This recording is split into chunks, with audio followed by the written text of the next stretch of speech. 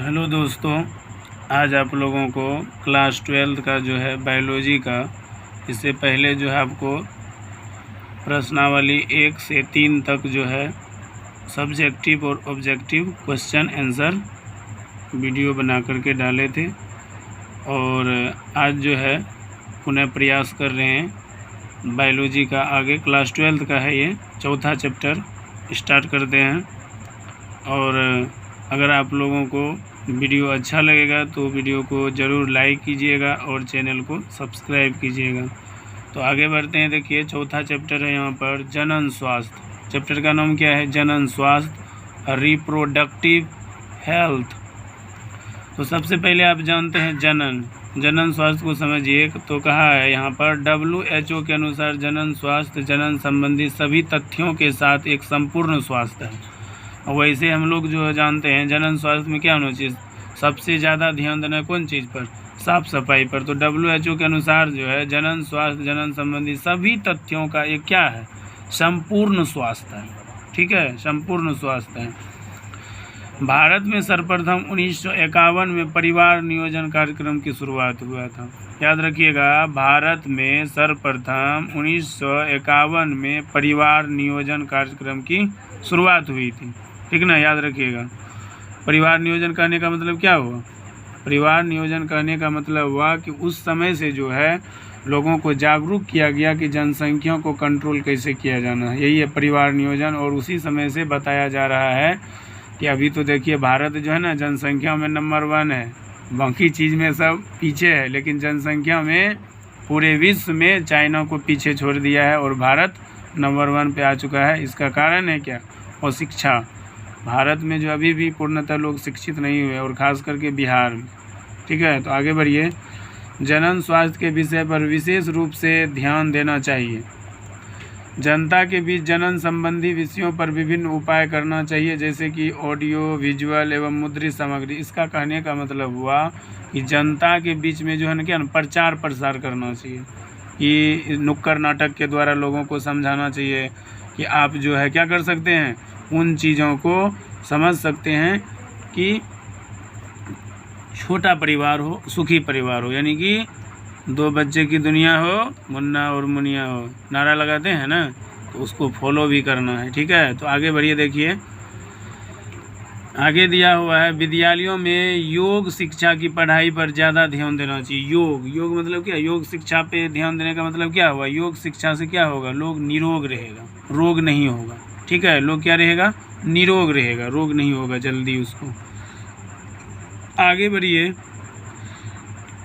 लोगों को यौन संचारित रोगों के विषय में भी जानकारी देना चाहिए। लोगों को जो है यौन संचारित रोग जो होता है, आप लोग पहले से भी जानते होंगे, गोनोरिया, सिफिलिस, हर्पिस, एड्स, ये सब यौन संचारित रोग है। और ये कैसे होता है? वह सुरक्षित यौन संबंध बनाने से होता है, और दूषित सुई और सिरिंज के प्रयोग से भी क्या होता है? यौन संचारित रोग होता है। आगे बढ़िए। कहता है मादा में भ्रूण हत्या के खिलाफ उल्फवगन जांच पर जो है कानूनी प्रतिबंध लगाना चाहिए। यानी कि भ्रूण का जो जांच करा लेता था पहले, अब तो बहुत सारा कानून बना हुआ है, सरकार जो है प्रयास कर रही है इसको रोकने का। और वैसे भी आम आदमी को भी सोचना चाहिए कि बेटा हो या बेटी, आखिर दोनों तो एक ही माँ के कोख से पैदा होते हैं। फिर भी हमारे समाज जो है पुरुष प्रधान समाज है, तो इस चीज़ पर रोक लगा है, बहुत जगह पे लग चुका है। और आप जब जाते हैं कराने के लिए, अल्ट्रासाउंड कराते हैं, तो उसमें लिखा रहता है नीचे में कि लिंग जांच कराना कानूनन अपराध है। जनन संख्या में वृद्धि होने से किसी भी देश में अनेक प्रभाव पड़ता है। मतलब मान लीजिए जनसंख्या, यहाँ पर क्या होगा? जनसंख्या होगा। ठीक है, यहाँ पर देख लीजिए, यहाँ जनसंख्या होगा। जनसंख्या वृद्धि होने से किसी भी देश में अनेक प्रभाव पड़ता है। अब ज़्यादा जनसंख्या होगा तो क्या होगा? ज़मीन घटेगा, महंगाई बढ़ेगा, वाजिब बात है। तो क्या होगा? आदमी आमदनी कम हो जाएगा। क्या हो जाएगा? कम आमदनी कम हो जाएगा। यहाँ पर जो है आमदनी कम होगा। ठीक है, आमदनी जो है कम हो जाएगी, और ज़मीन भी कम हो जाएगा। क्या कम हो जाएगा? ज़मीन। जब आदमी ज़्यादा बढ़ेगा तो क्या होगा? ज़मीन कम हो जाएगा, और आमदनी का क्या होगा? स्वास्थ्य, मतलब जो आदमी का यहाँ पर जो है आदमी का स्वास्थ्य खराब हो जाएगा। कारण क्या है? लोग ज़्यादा होगा, प्रदूषित हवा मिलेगा, स्वच्छ हवा नहीं मिलेगा, जिसके कारण से क्या होगा, उसका स्वास्थ्य ठीक नहीं रहेगा। ये फिर से नहीं दोना, वैसे रहने दो। अब देखिए, अभी तो आपको बताया कि जनसंख्या जो है वृद्धि होगा तो क्या क्या प्रभाव पड़ेगा। वैसे नॉर्मल जीवन में भी देखिए, अभी जो है पॉपुलेशन बढ़ने के कारण से क्या हुआ, पेड़ पौधा घट गया है, और ख़ास करके देखिए अपना क्षेत्र में बारिश भी नहीं हो रहा है। तो इसलिए हम यही कहेंगे कि आप लोग भी अगल बगल में प्रचार प्रसार कीजिए कि जनसंख्या को कैसे कंट्रोल किया जाए, ठीक है ना। प्रत्येक व्यक्ति को जब तक इस चीज़ पर ध्यान नहीं देना होगा तो क्या होगा, एक समय ऐसा आएगा कि ज़मीन बचबे नहीं करेगा और ढेरी लोगे हो जाएगा, ठीक है ना। तो इसलिए जनसंख्या को क्या करना है, कंट्रोल करना है। आगे बढ़िए, जनसंख्या वृद्धि रोकने के उपाय। देखिए जनसंख्या वृद्धि को हम कैसे रोक सकते हैं। पहला है गर्भ निरोधक गोलियों का प्रयोग, जैसे मालायन, मालाडी, सहेली, कॉपर टी, ये सब क्या है, गर्भ निरोधक गोली है। आप जाइएगा मेडिकल स्टोर पर और वहाँ पर जा कर के बोलिएगा कि हमको मालायन दीजिए, मालाडी दीजिए, सहेली दीजिए, कॉपर टी वगैरह सब दीजिए। ये सब क्या है, गर्भ निरोधक गोली है, ये गर्भ को रोकता है। उसके बाद है एक आपका नसबंदी, ठीक है ना। नसबंदी किसको कहते हैं, ऑपरेशन जो कराने जाते हैं, महिलाएं सब ऑपरेशन कराती है ना, उससे भी जनसंख्या क्या होता है, कंट्रोल होता है। याद रखिएगा, उससे भी जनसंख्या कंट्रोल होता है। और प्रचार प्रसार से भी, और ख़ास करके देखिए अगर दो परिवार शिक्षित है, महिलाएं भी शिक्षित है, पुरुष भी शिक्षित है, तो वो क्या कर सकते हैं, दो बच्चे के बीच में अंतर रख सकते हैं, उसमें भी परहेज हो सकता है। और जनसंख्या देखिए, छोटा परिवार जो होगा ना, वो आपको जो है ना काफ़ी खुशी दे सकता है। अच्छा स्कूल में पढ़ा सकते हैं आप, अच्छा कोचिंग भेज सकते हैं, समाज में पढ़ लिख करके एक अच्छा मतलब जो है मकाम वो पा सकता है। और वही हो गया, बच्चे ढेरी हो गए तो किसी को कपड़ा पुरता है, किसी को नहीं पुरता है, किसी को खाना मिलेगा तो किसी को नहीं मिलेगा। तो इसलिए करके कहने का मतलब है कि सिर्फ सरकार के करने से नहीं होगा, आम आदमी को इस पर जो है ध्यान लगाना होगा, तब जाकर के क्या होगा, जनसंख्या कंट्रोल होगा। चलिए आगे बढ़ते हैं। छोटा परिवार सुखी परिवार होता है, इसलिए हम दो हमारे दो। देख लीजिए यहाँ लिखा हुआ है, सिर्फ हम बोल नहीं रहे हैं, यहाँ लिखा हुआ है, देख लीजिए। छोटा परिवार सुखी परिवार होता है, इसलिए हम दो हमारे दो। लेकिन यहाँ आजकल क्या करता है लोग, हम दो हमारे गिन लो, ठीक है ना। पूरा क्रिकेट टीम तैयार करने के लिए सोचता है। इसलिए करके आगे बढ़िए। देखिए, विवाह कब करनी चाहिए, लड़की की आयु 18 वर्ष तथा पुरुष की 21 वर्ष होनी चाहिए। मतलब लड़की की शादी 18 साल के बाद ही होना चाहिए और लड़का की शादी 21 साल के बाद। अगर ज़्यादा भी हो गया तो कोई दिक्कत नहीं है, कम नहीं होना चाहिए। अब चलिए वीवीआई पॉइंट है यहाँ पर, एमटीपी गर्भ अवस्था पूर्ण होने से पहले गर्भ समापन को क्या कहते हैं, एमटीपी कहते हैं। चिकित्सीय यानी कि स्वगर्भता कहिए, उसी को कहा जाता है एमटीपी, ठीक है ना। देख लीजिए यहाँ पर। उसके बाद है आपका सेक्सुअल ट्रीटमेंट डिजीज, यौन संचारित रोग। देखिए क्या है, जो रोग मैथुन द्वारा संचारित होता है, यानी कि संभोग के क्रम में जो रोग संचारित होता है, तो उसी को क्या कहते हैं, यौन संचारित रोग कहते हैं। जैसे गोनोरिया, सिफिलिस, हर्पिस, क्लेमाइडोमिनियस, और उसके बाद क्या है, HIV एड्स, यानी कि HIV के कारण एड्स होता है। इन सभी जो है ना, ये सब क्या है, यौन संचारित रोग है। ये सब क्या है, यौन संचारित रोग है। फिर से रिपीट कर देते हैं आपको कि जो रोग मैथुन के द्वारा, मैथुन समझते हैं, संभोग क्रिया के दौरान जो जब शारीरिक संबंध बनाता है, उसके दौरान जो यौन संबंधी रोग हो जाता है, उसी को क्या कहते हैं, यौन संचारित रोग कहते हैं। जैसे गोनेरिया, सिफिलिस, हर्पिस, क्लोमाइडोमोनास और एड्स। याद रखिएगा, ऑब्जेक्टिव में आपको देगा, ठीक है ना। ये सभी यौन संचारित रोग हैं। पहले रुको अभी।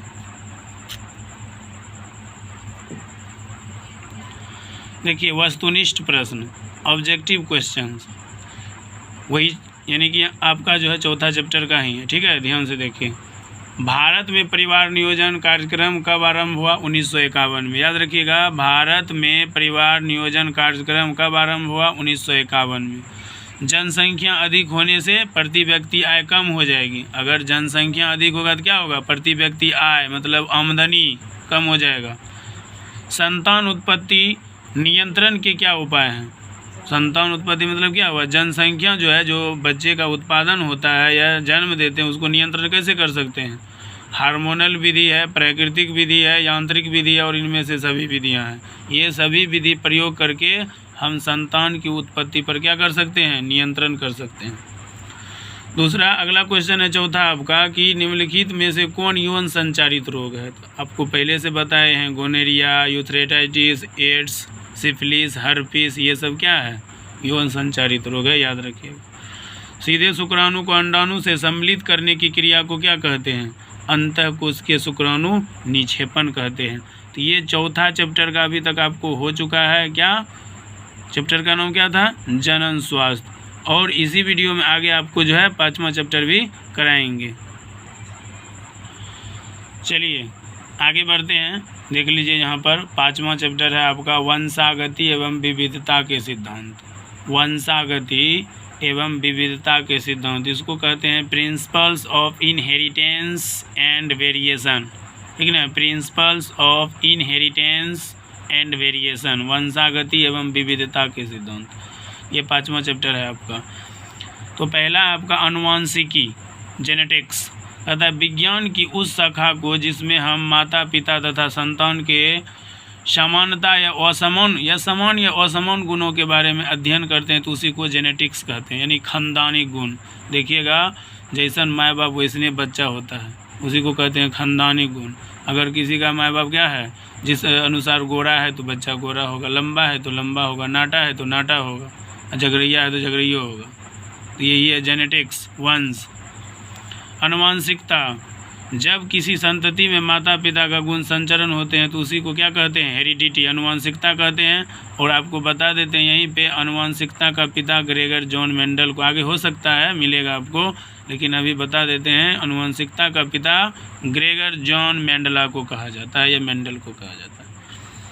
आगे बढ़िए, पैतृक गुण या अनुवांशिक गुण, एक पीढ़ी से दूसरे पीढ़ी में संचारित होने वाले गुण को, ठीक है ना, पैतृक गुण कहते हैं। यानी कि माँ बाप में जो गुण है वही गुण बच्चे में चले जाते हैं, उसी को कहते हैं पैतृक गुण। पैतृक नहीं, माता पिता के गुण।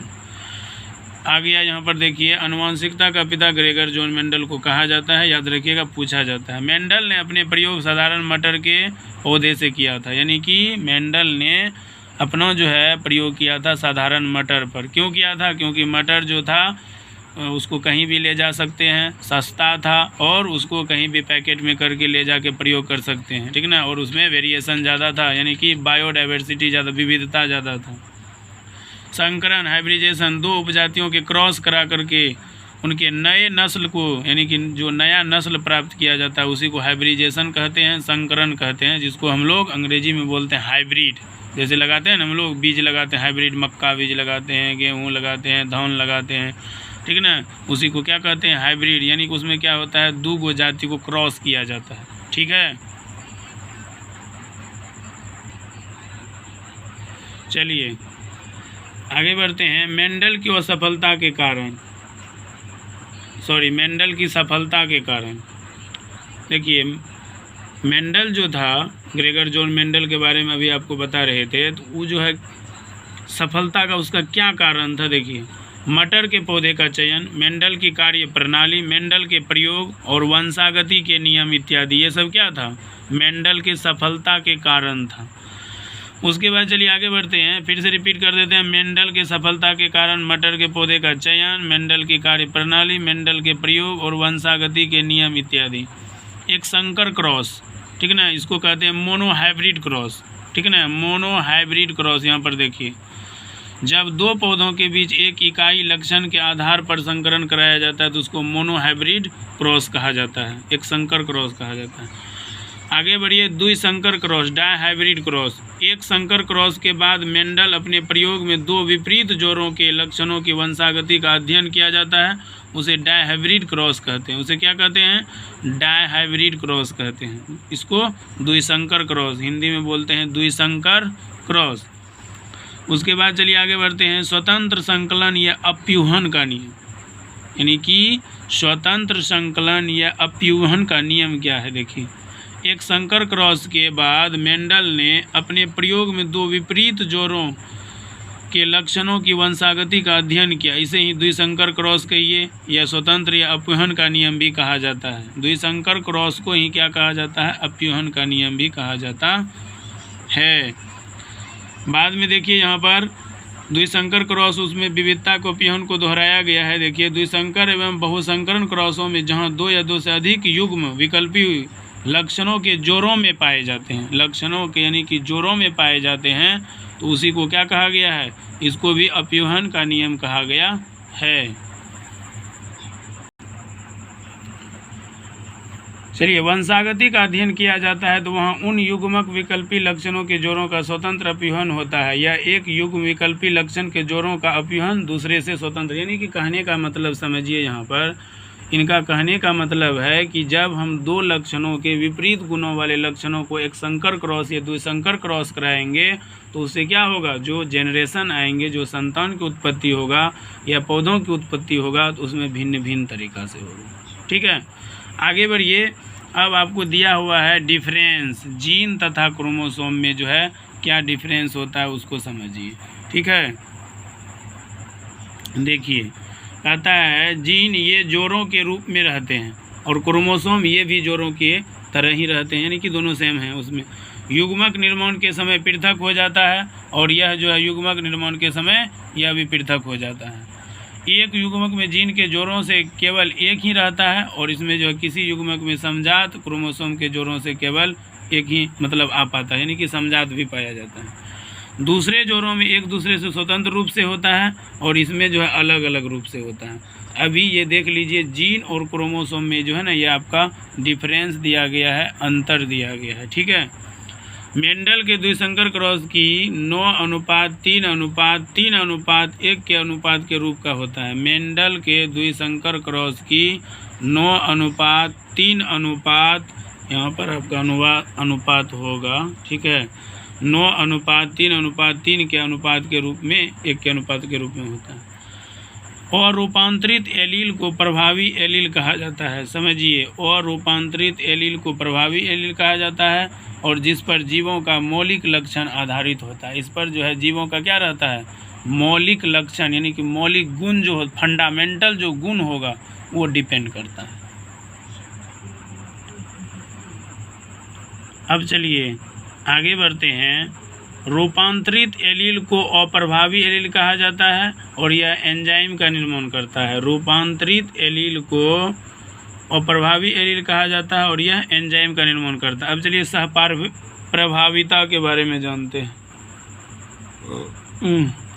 कहता है जब किसी जीव में एलील के जोड़े के बीच का संबंध प्रभावी और अप्रभावी जैसा ना हो, बल्कि दोनों का प्रभाव संकर पर एक साथ पड़ता है, यानी कि जो फर्स्ट संकरण हो या द्वितीय संकरण हो उस पर जो है एक साथ प्रभाव पड़ता है, तो ऐसी स्थिति को सहप्रभाविता कहते हैं तथा इस प्रकार के एलील को सहप्रभावी एलील कहा जाता है। इसी को सहप्रभाविता कहते हैं, देख सकते हैं यहाँ पर। उसके बाद है बहुविकल्पता एलील। कहता है किसी एक लक्षण के लिए 2 से ज़्यादा वैकल्पिक एलील जिम्मेदार हो तो ऐसे एलील को बहुविकल्पी एलील एवं इस प्रकार की स्थिति को बहुविकल्पता कहते हैं। यानी कि बहुविकल्प कहने का मतलब है कि जब हमारे पास एक से अधिक विकल्प रहता है, मौजूद रहता है, तब उसी को हम लोग क्या कहते हैं, बहुविकल्पता कहते हैं। ठीक है, आगे बढ़िए। उसके बाद है मानव रुधिर वर्ग। बहुविकल्पता का एक आम उदाहरण है मानव रुधिर वर्ग, यानी कि ह्यूमन ब्लड ग्रुप, जो उसको बांटा गया है, ए है, बी है, ABO। नोबेल पुरस्कार प्राप्त बेंजानिक कार्ल लेमडेस्टेनर ने बताया, सबसे पहले यह बताया कि मनुष्य की लाल रुधिर कोशिकाओं की कोशिका झिल्ली पर क्या होगा, देख लीजिए, कोशिका झिल्ली पर 2 प्रकार के एंटीजेंस, कोशिका झिल्ली पर क्या होगा, 2 प्रकार के एंटीजेंस पाए जाते हैं, यानी कि एंटीजेंस उपस्थित होते हैं, जिनको एंटीजन ए तथा एंटीजन बी कहते हैं होते हैं। इनके अतिरिक्त रुधिर प्लाज्मा में 2 प्रकार के एंटीबॉडी ए तथा एंटीबॉडी बी पाए जाते हैं। इनकी उपस्थिति अथवा अनुपस्थिति के आधार पर मनुष्य के रुधिर को अग्रांकी 4 रुधिर वर्गों में बांटा गया है। यानी कि मनुष्य का जो खून है, रुधिर मतलब क्या हुआ, ब्लड, खून बोल सकते हैं आप उसको। वर्ग ए, इसमें एंटीजन ए तथा एंटीबॉडी बी उपस्थित होता है, याद रखिएगा, काफ़ी इंपॉर्टेंट है ये। वर्ग ए में इसमें एंटीजन ए तथा एंटीबॉडी बी उपस्थित होते हैं। वर्ग बी, इसमें एंटीबॉडी बी तथा एंटीबॉडी ए उपस्थित है। वर्ग बी में देख लीजिए, यहाँ पर फोकस कीजिए, वर्ग बी में जो है एंटीजन बी तथा एंटीबॉडी ए उपस्थित है। वर्ग ए बी में इस वर्ग के रुधिर में एंटीजन ए तथा एंटीजन बी उपस्थित होते हैं परंतु एंटीबॉडी अनुपस्थित होता है, यानी कि वर्ग ए बी में एंटीबॉडी नहीं पाया जाता है।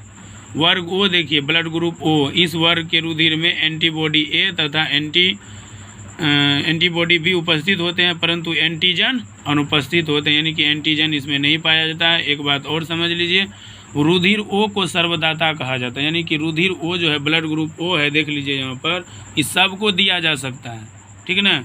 और रुधिर वर्ग ए बी को सबसे लिया सर्व प्राप्तकर्ता करते हैं, यानी कि सबसे ही प्राप्त कर सकता है। रुधिर वो सबको दे सकता है लेकिन रुधिर ए बी क्या होता है, सबसे ले सकता है। चलिए सहलग्नता को समझते हैं।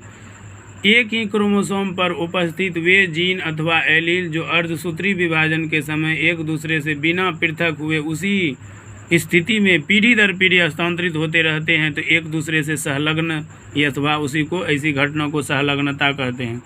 थोड़ा हम स्पीड से करते हैं क्योंकि वीडियो लंबा हो रहा है, तो आप लोग जो है इसको नोट भी करते जाइएगा और फेयर बना लीजिएगा, नोट कर लीजिएगा। इससे क्या होगा आपका, अगर आप मान लीजिए कि कहीं भूल जाते हैं तो उससे आपको फ़ायदा हो जाएगा, नहीं तो वीडियो को बार बार देखिएगा तो उससे भी याद हो जाएगा। क्रॉसिंग ओवर वह प्रक्रिया जिसमें एक क्रोमोसोम पर स्थित जीवों का एक समूह सहजात क्रोमोसोम पर स्थित समान जीनों का समूह को परिवर्तित करता है तो उसको क्या कहते हैं, क्रॉसिंग ओवर कहते हैं, उसी को क्रॉसिंग ओवर कहते हैं। वह प्रक्रिया जिसमें एक क्रोमोसोम पर स्थित जीवों को एक समूह सहजात क्रोमोसोम पर स्थित समान जीवों के समूह को परिवर्तित करता है तो उसको क्या कहते हैं, क्रॉसिंग ओवर।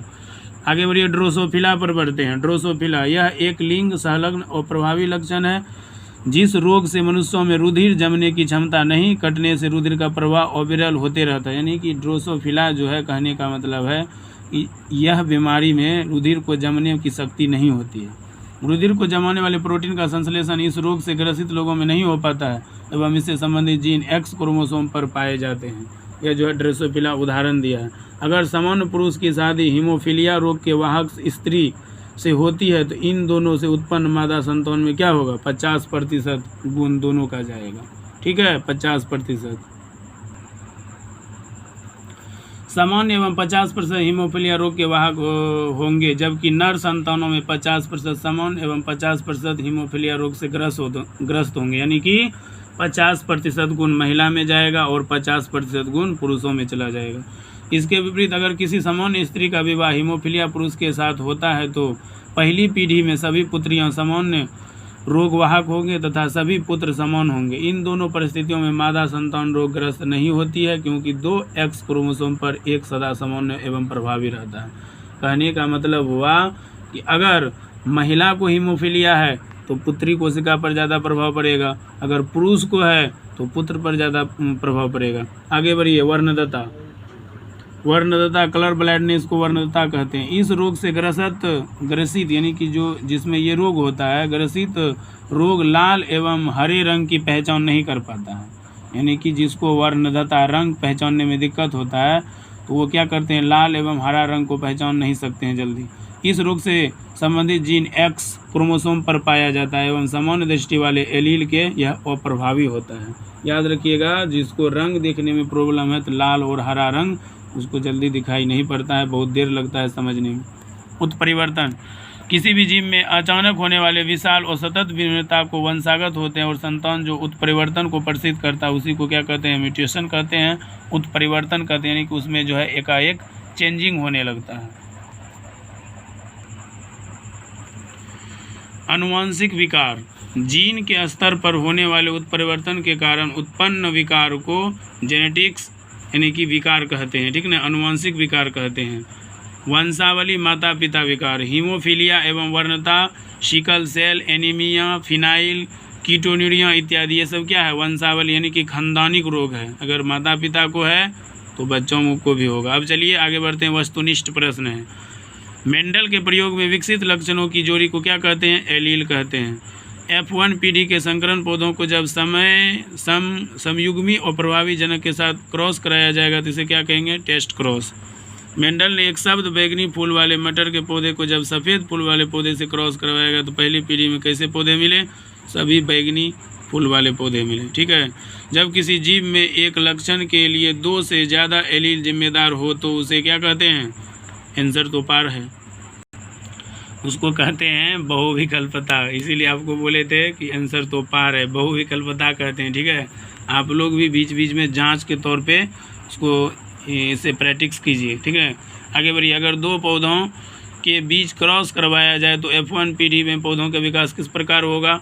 1ABV होगा, या तो 1 छोटा a होगा या बड़ा होगा। ठीक है ना। मेंडल के सिद्धांत को दोहराने वाले कौन थे? हुगो डी व्रीज और कोरेंस और शेरमार्क, मतलब उसके नियम को दोहराया था। जब F2 पीढ़ी के फिनोटाइप एवं जीनोटाइप दोनों का अनुपात 1:2:1 हो तो दूसरे प्रकार की स्थिति को क्या कहते हैं? यानी कि इस प्रकार की स्थिति को कहते हैं अपूर्ण प्रभाविता। लाल त्वचा वाले मवेशी को जब सफ़ेद रंग वाले मवेशी से क्रॉस कराया गया तो दूसरे पीढ़ी मवेशियों का रंग चितकबरा या रोग या हो गया। तो यह किसको प्रदर्शित करता है? सब प्रभाविता को। हम बताए हैं ना, गुण जाता है, इस बात को ध्यान में रखिएगा। युग्मन एवं विकर्ण के सिद्धांत को किसने प्रतिपादित किया? वाटसन एवं पेनेट ने। किसने किया? वाटसन एवं पेनेट ने। वर्णता में रोगी पहचान नहीं करता है लाल तथा हरे रंग का। जिसको आँख में वर्णता रोग है वो नहीं पहचान सकता किसको? लाल तथा हरा रंग को। चलिए, अब समाप्त हो रहा है। क्रॉसिंग ओवर क्रिया कब संपन्न होती है? पैकिटिन में।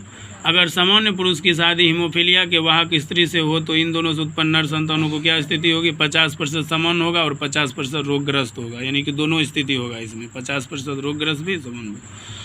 उसके बाद आगे बढ़ते हैं। देखिए, जब किसी उत्परिवर्तन से प्यूरिन के स्थान पर पिरामिडिन स्थापित हो जाए तो इसे क्या कहते हैं? ट्रांसवर्सन कहते हैं। और बच्चों में मंगोलिज्म या डाउन सिंड्रोम होने का क्या कारण है? ट्राइसोमी।